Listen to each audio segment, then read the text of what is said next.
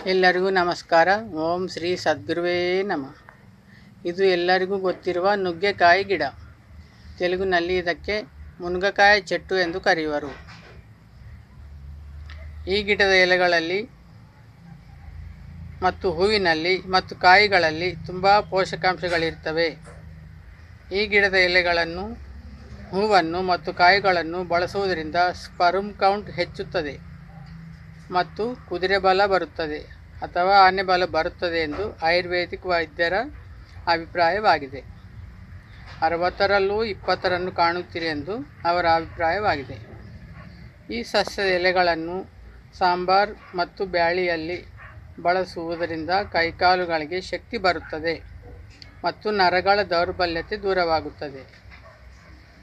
ಈ ನುಗ್ಗೆಕಾಯಿ ಗಿಡದ ಎಲೆ ಮತ್ತು ಹೂವುಗಳನ್ನು ಸಾಂಬಾರ್ ಮತ್ತು ಬ್ಯಾಳೆಯಲ್ಲಿ ಬಳಸುವುದು ನಿಮಗೆ ಇಷ್ಟವಿಲ್ಲದಿದ್ದರೆ, ಈ ಗಿಡದ ಮೃದುವಾದ ಎಲೆಗಳನ್ನು ಮತ್ತು ಹೂವುಗಳನ್ನು ನಿಮ್ಮ ಅಂದಾಜಿಗೆ ತಕ್ಕಂತೆ 1 ಗ್ಲಾಸ್ ನೀರಿನಲ್ಲಿ ಕುದಿಸಿ ಸೋಯಿಸಿ ಕುಡಿಯುವುದರಿಂದ ರಕ್ತಹೀನತೆ ದೂರವಾಗುತ್ತದೆ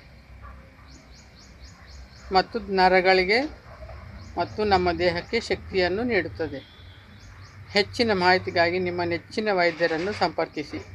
Thank you for watching. Please subscribe, like and share.